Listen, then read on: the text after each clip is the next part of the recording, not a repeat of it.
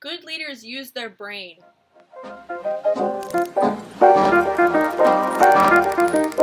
This is a crash course series, so I'm going to be covering 40 to 50 textbook pages of material in about 10 to 15 minutes. So it's really important that you know that I'm not covering everything in detail as it is in the book, so you still need to read the book. However, I am going to give you a snapshot of all of it, so hopefully when you go to take your next test, you'll have a better understanding of everything that it's required of you, and you'll be more interested in the material when you go back and read the textbook. In this chapter, we are going to explain why and how leaders try to be critical thinkers. We're going to appreciate the value of creativity and leadership, and we're going to develop an understanding of some fundamentals in teaching and training. So critical thinking might be a little bit more complicated than just looking at a problem, thinking a little bit, and finding the solution, but other times that's all it really is. Good leaders take time to think about the things that they are doing. Leadership is an intellectual activity. This chapter will cover critical thinking, creativity, and teaching, and all of those things will take deep reflection. The quote here is, "To every complex question there is a simple answer, and it is wrong." Whether or not you disagree with this, sometimes it can be true in that there's a complex question and it takes a long time to work through decision-making processes, work through critical thinking processes to try and make sure that you find the right decision as a leader. Critical thinking is defined as a self-guided, self-disciplined thinking which attempts to reason at the highest level of quality in a fair-minded way. So critical thinking is also defined as the habitual act of being guided by universal values of logic and a deep respect for the truth. Critical thinkers try to prevent prejudices and emotions from clouding their logic. There are a lot of things that cloud our logic, as we'll go through in this chapter, and as a leader, it's your goal to try and sift through them and look through all different perspectives to find the ultimate truth. In order to become a critical thinker, there are 7 different modes of logic that critical thinkers should look through and understand. So here are some universal intellectual standards that the Learn to Lead textbook provides. They're all values of logic, basically. So if you have a good logical process, you'll follow and check yourself all these things. So clarity, is your idea and your logical process clear, and does it make sense? Is it accurate? Do you have the facts to back something up? Is it precise? Are you looking at one specific issue and finding results and facts on that one specific issue? Is it relevant to the bigger picture? And there's a difference between depth and breadth that I'd like to explain for you. Depth is good critical thinking that is marked by depth, the willingness to examine every imaginable complexity or factor bearing on an issue. So going deep into research, going deep into finding out the truth behind an issue, whereas breadth is taking a little bit of everything. So breadth, on the other hand, concerns how far across either side he or she is willing to look when considering an issue. So if you had an issue with a cadet, depth would be talking to that cadet and interrogating that cadet for hours on end, to the extreme level, obviously. And breadth would be talking to all of his friends, his or her friends, talking to everyone that was involved in the situation. Those are the difference between breadth and depth. And finally, critical thinking is supposed to be logical. So you're supposed to ask yourself, does this really make sense? When one point supports the next and the conclusions flow naturally, an argument can be naturally logical. We can see a good metaphor on precision on the right. If you've ever done orienteering in emergency services or ever used a compass, if you're off by just a few degrees when using a compass, it will shoot you in a completely different direction, and you'll end up in a different conclusion than you would have if you were just precise and you were on the right coordinates to begin with. Just like we did with logic, reasoning also has a lot of different elements to it, as you can see here.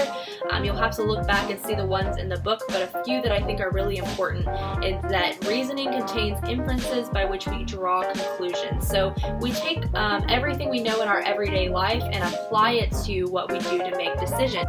The definition of truthiness, as you might see, is kind of a joke on the right side.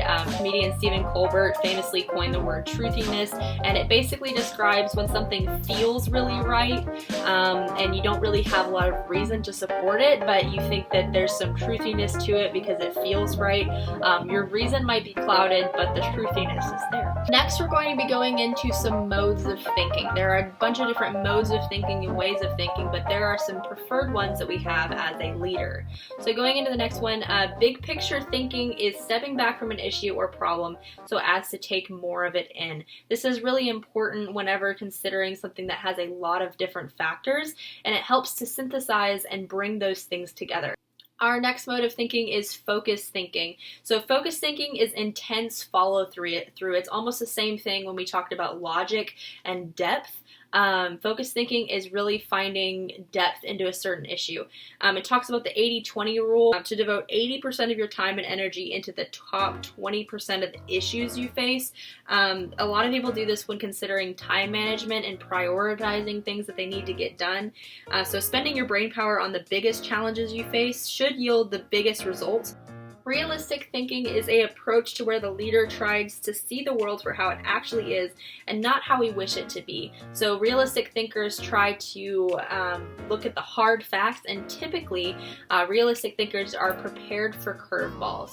It might not make them the most fun to go through a situation with because they'll look at all the negative options as well as all the positive outcomes, but realistic thinkers are prepared for those negative options because they've considered them. Synergy is a very important term here in shared thinking and a shared mode of thinking. So synergy is to produce a combined effect greater than the sum of separate effects. So the example of synergy is that 2 + 2 = 5, and sometimes in teamwork that is completely true. By valuing the thoughts and ideas of others, your brain power can be multiplied by 20 million, and the biggest obstacle to this can actually be emotional insecurity, because if you don't want to consider other people's opinions because yours is the best to you, you might end up missing something that could make the situation a lot better. Logical fallacies are a super awesome way to make sure you're not clouding your vision, and here are a lot of them. So the Learn to Lead textbook has a whole lot of logical fallacies that you'll have to remember.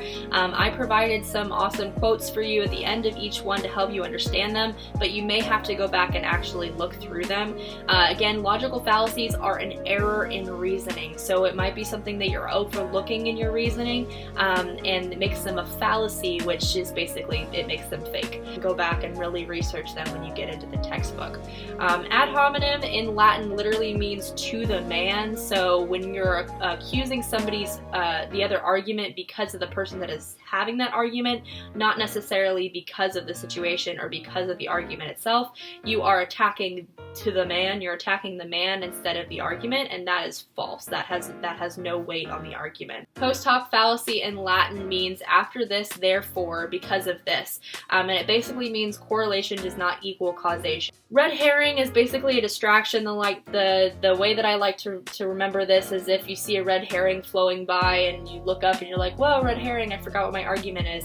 It's basically in an argument when somebody's arguing about something and promoting something, and then they bring something completely unrelated into the conversation that therefore distracts the audience. The rest of those you should look at and try and figure out on your own. Those are some that don't make sense right off the bat, but you will have to memorize those for your test. The example that the Learn to Lead textbook has on the right is Thomas J. Watson, the first president of the giant computer company IBM, coined a powerfully simple motto a century ago, reasoning that thinking and thought has been the father of every advance since time began. I didn't think, as a quote, has cost the world millions of dollars. So just the quote, think, and to stop and think about an argument, think about the logical flow of things, can solve a lot of problems. This is an incredibly important example of Rear Admiral Jeremiah Denton of the U.S. Navy. He was in the Hanoi Hilton being tortured in Vietnam, and they basically told him that he was going to have to betray America on live television or they were going to kill him. And this is an example of false dilemma, because what ended up happening, as you can see in the red there, is on television. You can actually look it up online too, if you want to see the video.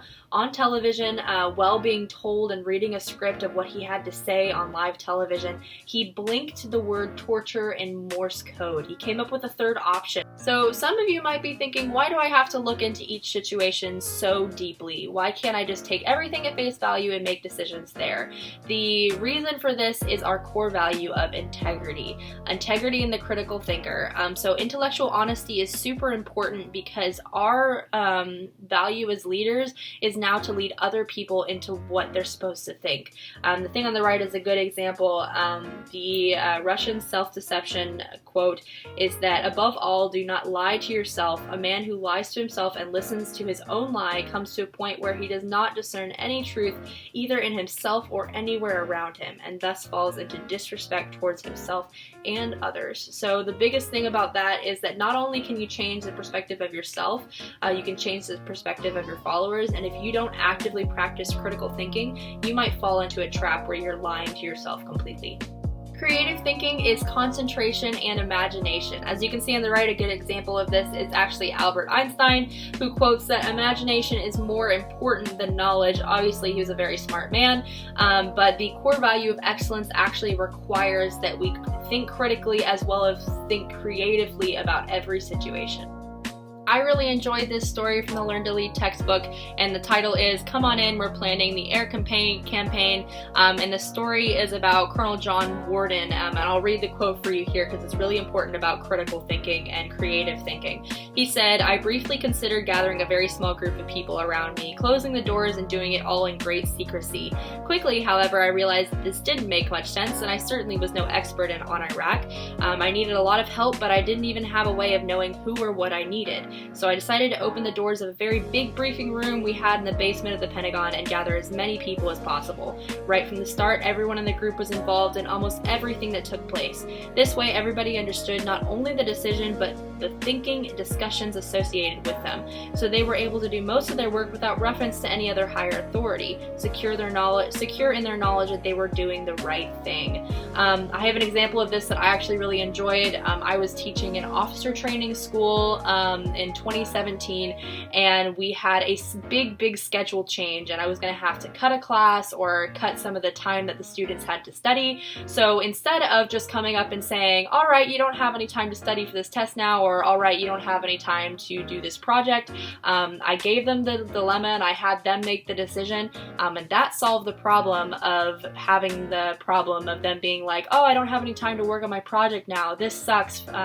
Flowers sucks. I can't believe she did that," because they made the decision and they had to make that difficult decision for the entire group. There are lots of victories through creative thinking though, and I'll give you two case studies, one of Apollo 13 and one of D-Day. So Apollo 13, there was a technical malfunction, but thanks to quick thinking creative engineers, Apollo 13 astronauts were able to build this contraption out of spare parts, and without it they would have died in outer space, even though there was no plan for what were to happen if there were a technical malfunction in this way. The second is D-Day on June 6, 1944, Omaha Beach. There was complete, total chaos despite the plans that they had, despite the plans that General Eisenhower had for D-Day invasion. No one landed where they were really supposed to, and if not for the creative on-the-spot leadership by NCOs and low-ranking officers, the invasion would have failed. There are some tools for you as a cadet NCO to use for creative thinking. Those are brainstorming and mind mapping and using the 5 whys. Brainstorming, as you probably already know, is putting all of your ideas onto paper. Mind mapping, as you can see in the middle picture there, is a creative way to look at all the different options that you have. And the 5 whys is trying to find the root cause of an issue. As a non-commissioned officer and a leader of people, it can be really difficult to make sure that you are reaching a good, solid decision when the team has a bunch of different opinions. And the Learn to Lead textbook provides a lot of different options and tools for doing this, but the one I wanted to talk about was with gradual voting. And you can see at the bottom, the Supreme Court at the very bottom has numbers on them. The way that gradual voting works is it limits the influence of senior people over newcomers. So as a non-commissioned officer, this makes sure that your opinion doesn't cloud the opinions of the other people when making a group decision. The Supreme Court actually does use gradual voting. The newest justice, as you can see, number 9 is Elena Kagan. She goes first, and then Chief Justice John Roberts, number 1, speaks and votes last. So through gradual voting, the leader can actually encourage every member of the team, especially the most junior, to speak their minds accordingly to make sure that you as a non-commissioned officer don't have your opinion clouding over all the others. So how do you teach your team? There are a bunch of different learning styles and teaching people. And there's 4 that we're going to give you right now. That's visual, auditory, tactile, and kinesthetic.